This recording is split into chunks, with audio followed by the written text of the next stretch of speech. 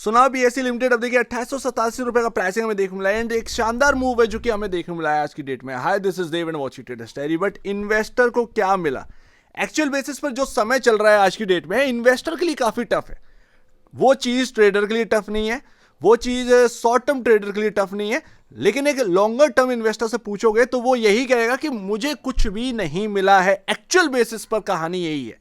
And यहां पर अगर आप देखेंगे तो एक चार्ट पर जो एक चैनल बना हुआ है, हम वापस से उसमें चल रहे हैं एंड काफी इंपॉर्टेंट जो पैटर्न है वो बनता हुआ देखने को मिल रहा है।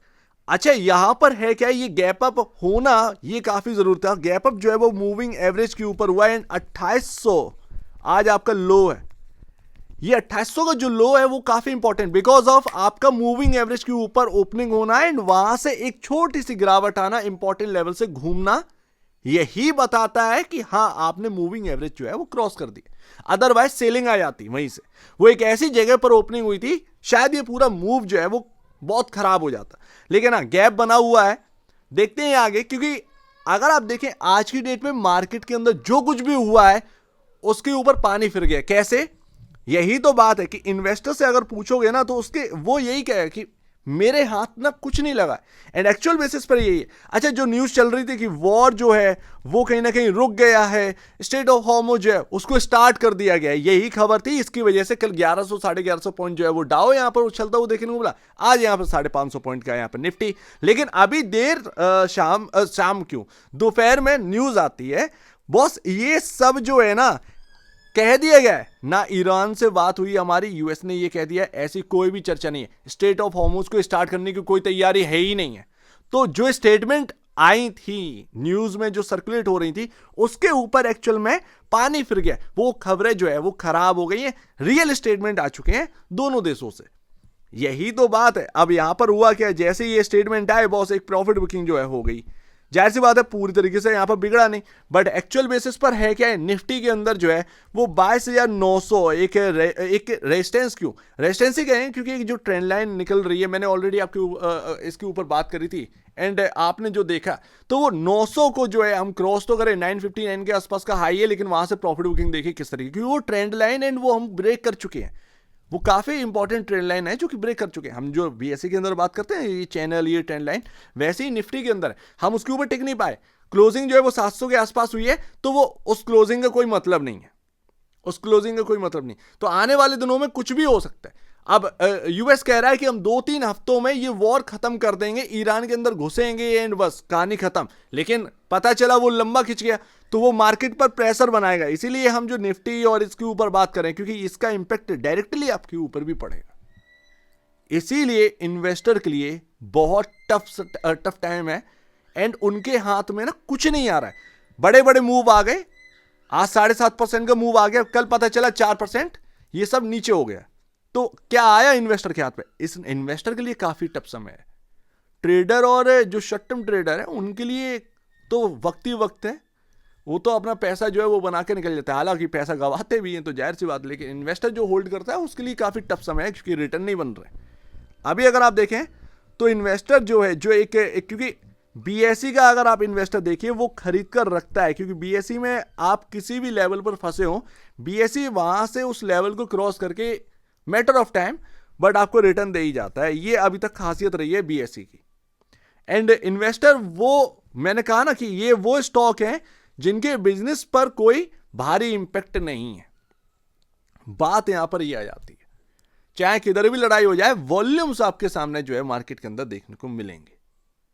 तो ये एक कहानी है और ये एक सही बात है। एंड ऐसे में जब भी कोई गिरावट आती है, यही स्टॉक जो कैपिटल मार्केट स्टॉक है, इनके ऊपर ही पैसा यहां पर ना लुटाया जाता है, क्योंकि इनके अंदर ताकत होती है कि हाँ खराब से खराब मार्केट में जो है वो उभरें, बाहर निकल कर आए। एंड कोई डिस्काउंट आता है तो एक बढ़िया डिस्काउंट जो है अगर मिलता है 100, 150, 200 रुपए का, तो वो एकदम से बाइंग अपॉर्चुनिटी में कन्वर्ट भी हो रहा है, जो कि हम देख रहे हैं। बट मैं ऑलरेडी आपसे कह रहा हूं कि एज अ इन्वेस्टर अगर आप ये चीज देख रहे हैं, बीएसई कोई बहुत महंगा स्टॉक नहीं है, साफ सीधी सी बात है, कोई हैवी वैल्यूएशन पर नहीं है। वैल्यूएशन ठीक ठाक जगह पर है, 16.72 time price to book value पर ट्रेड करें एंड 53 का पी रेशियो है अगेंस्ट 56.80। तो एक कंफर्ट, हालांकि कोई बहुत बड़ा कंफर्ट नहीं है लेकिन कंफर्ट है। अच्छा आप बीएसई से जो है वो छीन भी नहीं सकते बिकॉज ऑफ एक लौता अभी है। आप एनएसई ले आओगे फिर भी उसके सामने बीएसई जो है वो आपको एक चीप वैल्यूएशन पर ही आपको देखने को मिलेगा, क्योंकि एनएसई की वैल्यूएशन आज की डेट में कहां पर है और बीएसई कहां पर है, बहुत बड़ा अंतर है। तो बीएसई में कमाने की जगह बहुत है। एक इन्वेस्टर के नाते सिर्फ आपको ये देखना है कि कोई भी एक बड़ा डिप आ जाए, वो मैं अपना बाइंग अपॉर्चुनिटी कैसे देखूं उसके अंदर, इतना ही आपको बीएसई के अंदर करना है। टफ समय है, रिटर्न नहीं बन रहा, किसी स्टॉक के अंदर नहीं बन रहा मोस्टली। आप बीएसई को छोड़कर किधर भी जाओगे वहां ज्यादा खतरा है कंपेयर टू बीएसई, वहां ज्यादा खतरा है। बीएसई में वो खतरा नहीं है। पता चला बीएसई में 4% का गैप डाउन हुआ तो वो रिकवर होने की भी दम रखता है, लेकिन बाकी स्टॉक वो 4 का 8% का गिरने के लिए तैयार भी रहता है, क्योंकि उनका बिजनेस अलग है, बीएसई का बिजनेस अलग है। दैट्स वाई बीएसई आप देखिएगा इतनी मंदी के टाइम वो अभी अपने आप को स्टेबल रखे हुए, यही अपने आप में बड़ी बात, वो अपने आप को स्टेबल रखे हुए। तो यहां पर ना इन चीजों को नोट करना जरूरी है। इन्वेस्टर के लिए टफ टाइम है, लेकिन इसमें आपको बाय अपॉर्चुनिटी जो है वो ढूंढनी है। एंड बीएसई के अंदर इतने सपोर्ट्स हैं कि पूछो मत, ऑलरेडी हम डिस्कस कर चुके हैं। जब तक ये ट्रेंड लाइन बिल्कुल कोलैप्स नहीं हो जाती है, ये ट्रेंड लाइन जब तक ये कोलैप्स नहीं होगी तब तक आपको नेगेटिव होना ही नहीं है। ये आप देखेंगे फ्राइडे के दिन जो है इस ट्रेंड लाइन के नीचे जो है क्लोजिंग हुई थी। आज मंडे के दिन आप देखो, आप उसके ऊपर है, जबकि 2 मूविंग एवरेज भी क्रॉस कर दी। जो बिगनी लाइन है और ये जो ग्रीन लाइन है आप देखें इसके ऊपर ही टिके हुए हैं, ठीक है। तो आपका जो मूविंग एवरेज है फर्स्ट जो इंपॉर्टेंट 50 डे में जो ग्रीन लाइन है उसका जो प्राइसिंग है वो 2810 रुपए है। तो अभी आने वाले दिनों में आपको बस ये देखना है 2800 और 2810 ये कैसे वर्क कर रहा है, ये कैसे वर्क कर रहा है ये देखना है। नीचे में ट्रेंड लाइन का अगर मुझसे प्राइस पूछोगे तो कहां पर है, ये आपका 2750 के आसपास बन जाता है। 2750 2730 वोलेटिलिटी काफी ज्यादा है। 2750 2730 के आसपास जो है वो आपका बहुत बहुत क्रिटिकल इंपॉर्टेंट लेवल्स हैं वो ट्रेंड लाइन के हिसाब से, ठीक है ना, वो ट्रेंड लाइन के हिसाब से। लेकिन अभी करंट में जिस जगह क्लोजिंग हुई है वहां से अगर आप देखोगे तो 2800 2810। अच्छा, इस पैटर्न में आपको दिख क्या रहा है, हम बिल्कुल मिड पॉइंट जो है ना ये आपका है 2882 के आसपास, 2882। हम अगर इसके ऊपर क्लोजिंग दे गए और इसके ऊपर टिक गए तो फिर आप ये समझिएगा कि यहां से एक बड़ी शुरुआत कहीं ना कहीं हो सकती है बिकॉज ऑफ पैटर्न। लेकिन अगर गिरना होगा तो इसी जगह से 2882 2890 छोड़ो, 2882 2890 भी छोड़ो, 2900 ये वो जगह है जहां से कोलैप्स हो सकता है। तो यही जगह है जिसके ऊपर हम टिक गए तो बहुत कुछ मिल गया, और यही जगह की कोलैप्सिंग स्टार्ट हुई तो यहीं से कोलैप्स होना स्टार्ट जो है वो हो सकता है।